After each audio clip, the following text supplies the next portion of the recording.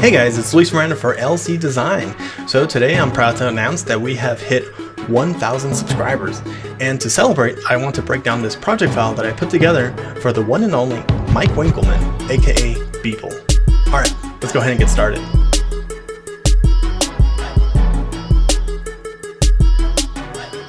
Okay, so first thing you want to do is head on over to his website, beeplecrap.com, and you go down here to his resources tab. And so once you open that, you'll see it down here inside of the FIT Toronto titles.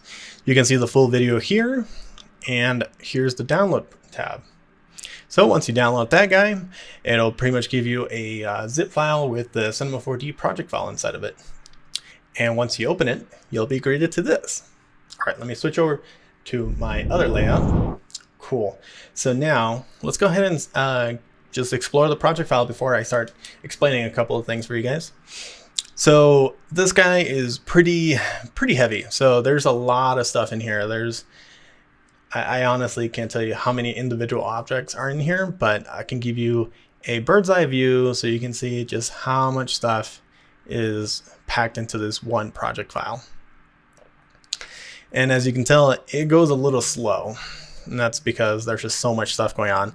There's a lot of animation, there's a lot of just geometry, and there's actually a couple dynamic things in here, and so it's pretty intense. So let's check it out. So you got like entire buildings, you have mountains, you have this scene over here which has a town which was used pretty heavily throughout the animation.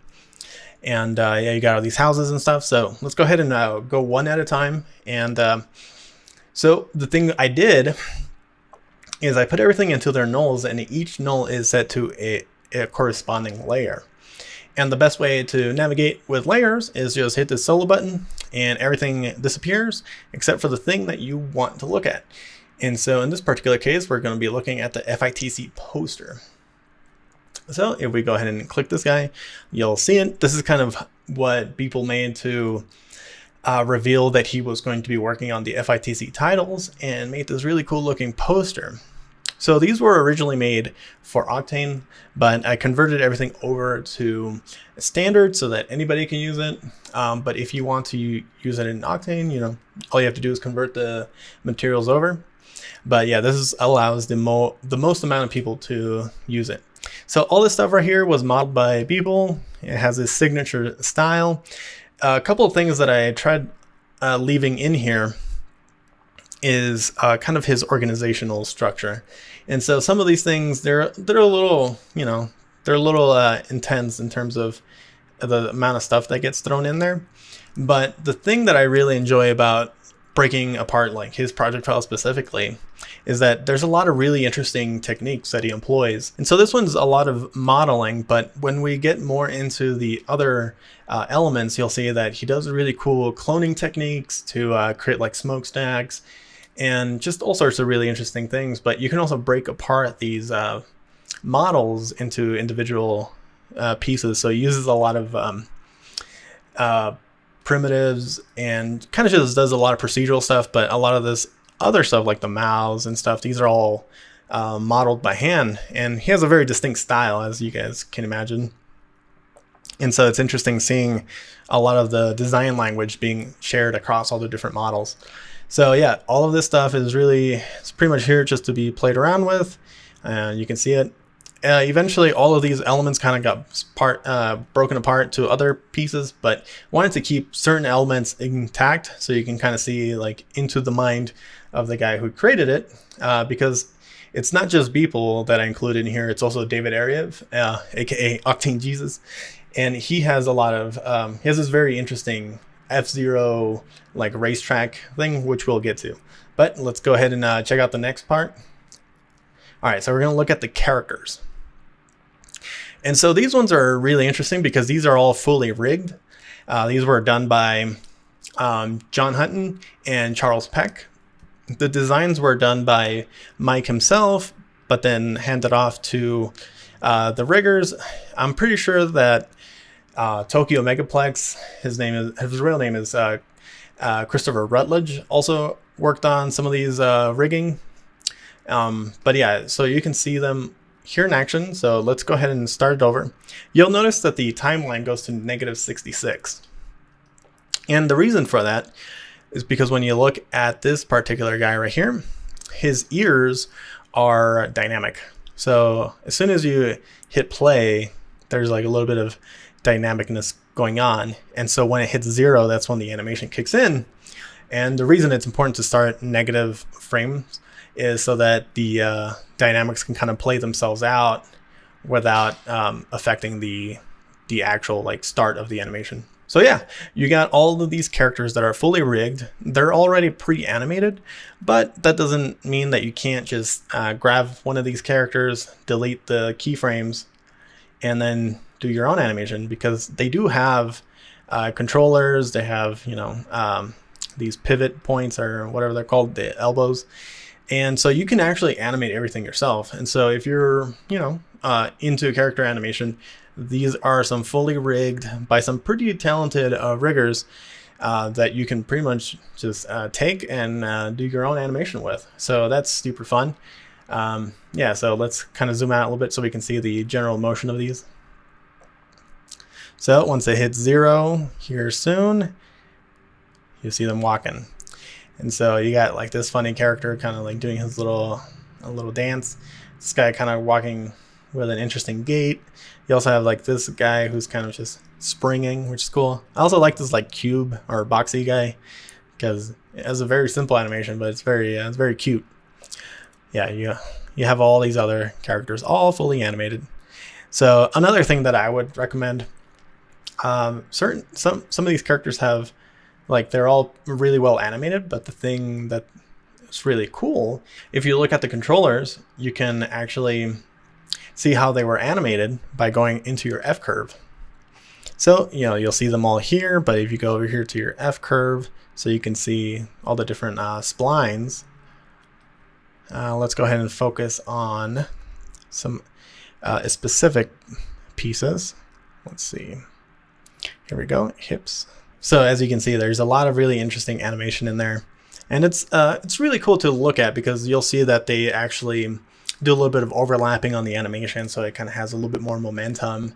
It's really interesting. I'm not necessarily a character animator, but I do know how to animate. I've just never actually animated a character, and so it's interesting seeing how this applies to character animation. You know, so let's go ahead and move on to the next bit, which are the buildings. And this one's actually pretty interesting because I included multiple buildings and multiple versions. One is sort of like their static versions, which are just doing like ambient animation. So some of them are rotating, and you see like certain things going up these pipes, and just random motion throughout. But there's this one, which is the build-up. Okay, and so what's interesting about these is that they all build up from 0. These were actually all animated by me, and they're supposed to signify the entrance to this like fantasy world. So when you watch the video, it goes from a guy who has writer's block and then finally hits his flow state. And when he enters that flow state, like everything builds up, and all these fantasy, like ridiculous characters are kind of brought forth into existence. And so these buildings were part of that. And so yeah, if you want the animation, they're all in there. But if you just want like static buildings to sort of just decorate the environment, those are there too. So yeah, those are fun. A couple of notes. One thing that I noticed while going through this project file is that a lot of the anchor points are actually kind of set maybe in the middle or throughout, but they're not set on the floor. So a very quick way to fix that is pull up your axis center. I have it already docked, but basically if you pull up your commander and then type in axis center, it'll basically pull this guy up. And it's a good way to change the anchor point on your objects, but it's also very helpful for doing it for nulls. So by default, it won't work. So you'll hit it and you're like, why isn't this working? So what you have to do is hit this include children and use all objects. And then now when you hit execute, I have the Y set to -100. and basically it'll snap it to the bottommost of the object. So if you keep doing that to all of them, you'll eventually be able to line them all to the bottom of them. And this is really important for when you use them in a cloner. So if you're building like a city and you have a cloner and you put them all in there, if all of their anchor points are kind of in different positions, you're going to have the building sort of just moving about really interesting in an unpredictable manner, I should say. But if you do that to all of them, they'll all be on the same plane, and then from there you can pretty much create a city. You can create city blocks and all that good stuff. So that's a quick tip, something that I should have done, but I apologize. And here's the quick way to fix it. Okay, let's go on to the next bit, which are the vehicles. So I try to make everything have like a scale. So the buildings are really big, and so I tried comparing the size of these vehicles to the size of these buildings, because they are supposed to be like pretty massive buildings that can hold thousands of people, and so a vehicle should be pretty small. So that's why the scale difference is there, and to kind of try to make it easier for you guys. Okay, so let's go ahead and get rid of the buildings and focus on the vehicles. So again, these were all designed by Mike himself and were used to great effect by David Ariew. He did this, like, once we get to his part, you'll see it's pretty ridiculous, but I just wanted to call out a couple of things here. I'm a big fan of how Beeple made this like smoke trail for all the vehicles. So let's go ahead and click on it. Go down here to thing, and the exhaust, you can see that it's a cloner, and he has a spline connected, which he hid. And so then he just clones it on here, and then using the rate, basically it allows it to be made, and then it kind of loops. But using the plane, he's able to have it scale down as it's about to reach the end of it. And so it's a really cool, like, it's a very simple effect, but it works really well in this particular case. And he did that pretty much to all of the vehicles that have any sort of exhaust, and even on the buildings. So it's always fun to break these apart and see what kind of little tricks you can learn from it. So let's go on into the next bit. Okay, so the next one, which is residential, which are these houses. Again, when you're playing with these, make sure you center the axis on these by just putting them on the bottom, and then you can include them with your with the big buildings. So when you're making like a residential area, maybe some big buildings in the background, you can have them all lined up correctly. Cool. So yeah, these are all fun. They also have that little smokestack, and they're just very distinct and unique. It's very much the Beeple style. You have like these weird windows. It's a lot of character on these, which I really dig. It's a lot of a throwback to his old style.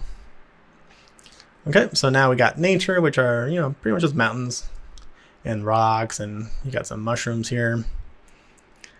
Also, yeah, you can look at this guy, and I'm pretty sure it's animated. Let's see. No, but basically, you can see how he constructed this particular tree to give it that twist. He's using a cloner instead of using a twist deformer. He's, cloning them on a rotation. Pretty sweet. So these are very much a throwback to his old style. Like these trees in particular really remind me of one of the first images I ever saw of his, which really got me into his work. You'll see it on screen, but yeah, it's a very unique sort of look, and it's very playful, which is very different from some of his everydays that he's done, especially recently with like the politics and all that. So yeah, it's really nice, very whimsical. Really appreciate it. All right, let's go on to the next one, which are the flying creatures. All right. So here you got all of these guys, which are animated. They're all attached to splines. And yeah, like this flock of birds is really cool. And yeah, they make really cool like designs, especially if you're flying through them. It looks really nice. And there's a couple of instances, like this particular guy. He's just begging for his own shot, Just put a camera on here, have them fly around, and there's a shot, I think, that it goes like that. So yeah, really fun stuff. Everything's pretty much animated. You can adjust these splines to, your heart's desire and make them follow whatever path you want. You can create your own path. You can draw it out with the spline tool. And you know, if you want them to fly through the city in a very specific way, there you go. Okay, let's check out the room items. So this is actually another bit that I did help out pretty substantially. So here there's two of them. One is called room items Beeple, and one just room items. So Mike supplied me with this initial batch of models. So you have like the shoes, you have the console, you have those bag of chips, you have like these books and whatnot. And so he gave me this as a reference for the style that he's aiming for. And so with that, I went ahead and built out, you know, these many, which is about like 100 or so models. And yeah, basically it's just put them all together, trying to make them look in that sort of like whimsical, low poly style. A lot of these things were based on that scene from Into the Spider-Verse, where the bedroom is like super dense, full of detail. And so he wanted me to make it as dense as possible, or give him as many objects as possible so that he can detail this entire room with. And so yeah, you can see him, you got a VR headset, you have the controller, you have a DSLR, you have speakers, you have like these headphones, this teddy bear, all this good stuff. And you can see these all in action here by going into this bedroom scene. So I'm going to skip a couple just to kind of show you this area. And so let's see where the entrance is. Here we go.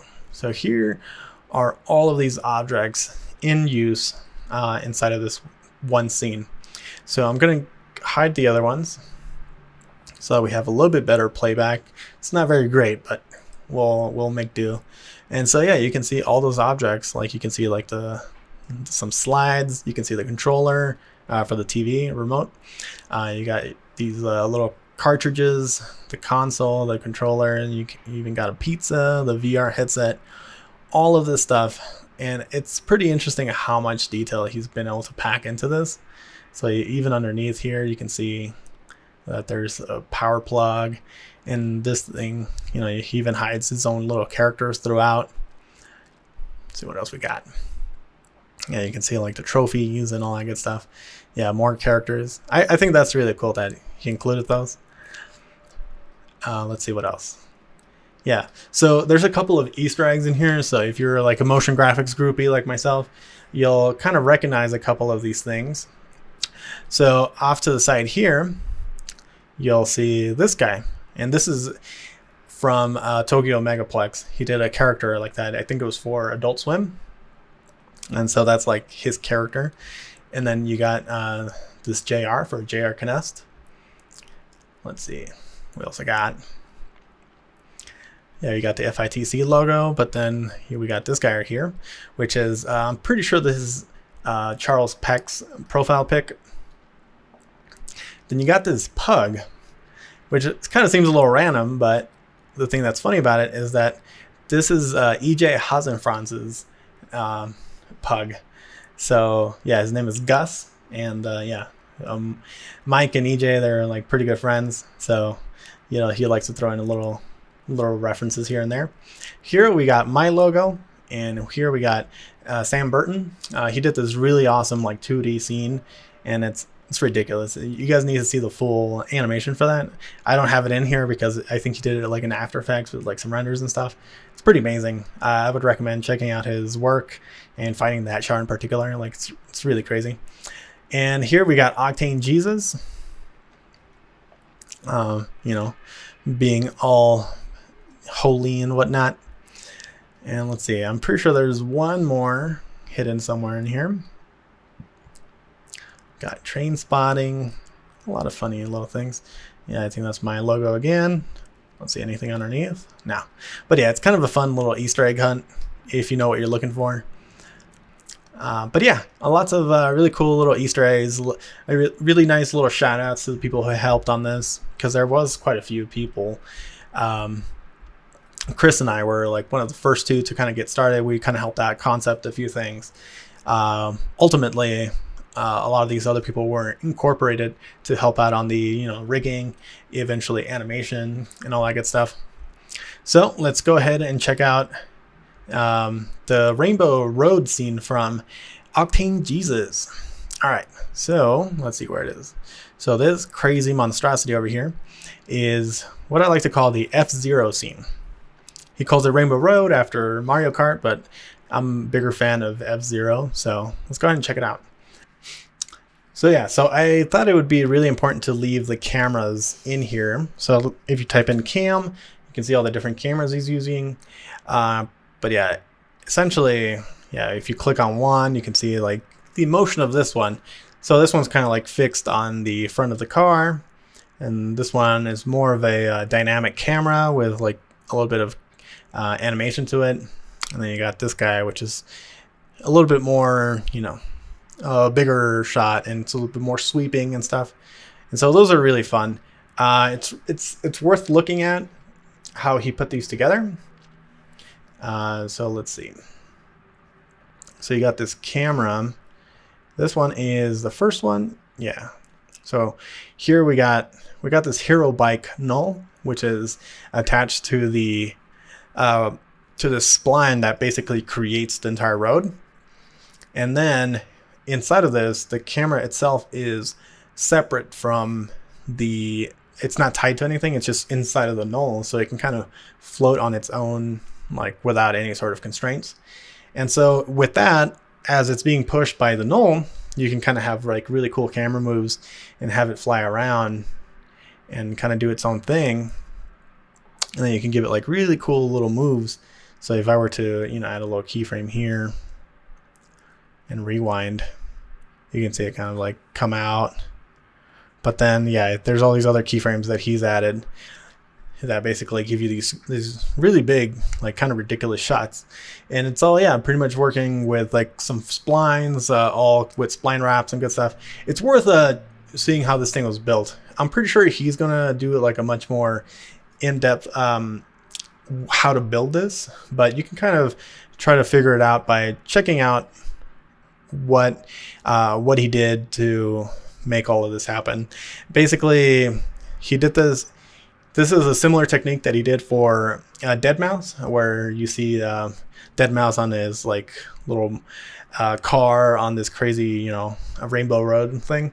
And so he kind of brought some of that over here and kind of employed some of the same techniques. So yeah, it's very cool that he did that. And also, since we have access to all of this, we can kind of get a glimpse of how it was made. But eventually he'll come out with something that is a lot more detailed than just this walkthrough, and he'll explain kind of like the principles behind it. So yeah, so if you play around with it, you can kind of see where the spline kind of originates, and you can even modify it and create your own, you know, track layout. Yeah, but just there's a few other splines in there that you're gonna have to keep a track of to kind of put the sidewalks and all that. But yeah, essentially it's all here, and it's all pretty much, it's not locked in stone or anything. It's all being driven by these splines, so it's all pretty procedural. So it's a good way to figure out some of these little techniques he did for deadmau5. So that's pretty fun. Cool. So let's go ahead and check out the last bit. Okay, so the neighborhood scene is pretty interesting. This one was used pretty heavily throughout the entire animation. Essentially, a lot of stuff was just in here. A lot of like little cameras. You had like a whole group of characters moving through here. But yeah, this was another Beeple joint here, because it was all set up by him, and you know, it has a really nice layout. So if you like were to throw the camera in here, let me change my display type to constant. Yeah, here we go.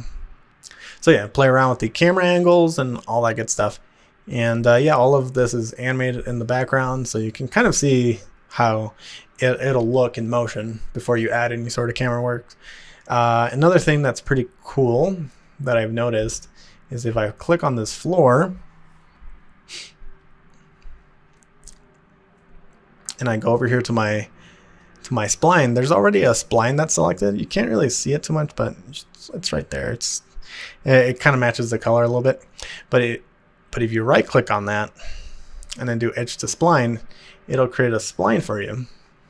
You can't really see it because it's not in the same layer. So let's go ahead and track it down really quick. So yeah, let's go ahead and drop that into the neighborhood scene and solo the neighborhood scene. Okay, so now you have the spline, which you can adjust. Let's see. And if you use this, you can pretty much do a similar thing that David did with the highway scene, and that's use this to drive the camera. So if you want a camera kind of going through the neighborhood following this road, you can tie a knoll to this spline and then put the camera inside the knoll. So that's pretty fun. And yeah, here's a couple of things that are kind of like behind the scenes that you probably wouldn't see. He has a copy of all the buildings underneath, and also some of this, like some of the foliage and nature and stuff. And that's because he does instances. So he puts them on the bottom and then creates instances and then places them throughout, because as you can tell, this guy and this guy are the same. And same thing with the building, with the like little huts and little houses. This building here in the foreground, this one in the background, same thing. But yeah, it's a more efficient way of just placing things instead of copying the same thing over and over, especially if you go through and make some adjustments to it, you know, say colors, or maybe you want to change the look a little bit. Once you adjust the original, it'll you know, adjust all of the instances. So yeah, it's a very simple idea, but it's also very powerful in the long run. So if you're curious about what can be made with this model pack, here's a couple of things that I made for the full thing itself. Some of these didn't make it, but you know, it was fun coming up with it anyways. So let's go ahead and hit play on this guy. So I just thought it'd be funny to have a guy just rolling through a neighborhood that's just being exploded. Thought that was pretty fun. Let's see what else we got. All right, here's sort of like a more refined version, because if you notice on the previous one, things were triangulated. And so we're trying to keep everything in quads. So here's a little bit more clean, and see these things, and it's all fully dynamic, which I thought was fun. Let's see what else. Here's kind of like a wide angle so that you can kind of see it. I put a little camera move in there. I thought it was pretty fun how it kind of like zooms in and zooms out. Try to make it look like a helicopter a little bit, maybe a guy holding a camera. Okay, so here's this one. I'm pretty sure this one made it into the video. I thought that this was actually one of my first ones that I made, and it was just basically tossing a lot of things at the screen and, you know, doing a cool little camera move using the motion camera and stuff. I thought it was pretty nice. Like these the little boxy guys. I really love those guys. And this one is a sort of like marching shot. He kind of just wanted it to look like there's like a whole horde of them just coming down the street of the neighborhood. And this one is just like the same shot, but just from a different perspective. I kind of wanted, instead of just having like a bunch of them coming down, I wanted something to kind of guide your eye around to kind of show the upward motion. So we got that little slimy thing kind of flying around. Yeah, those are nice. Okay, so this one's a little bit crazy. I'm pretty sure this one didn't make it, but yeah, it's just, I was trying to just see what can be done by like maybe trying to do a more abstract take on the animation.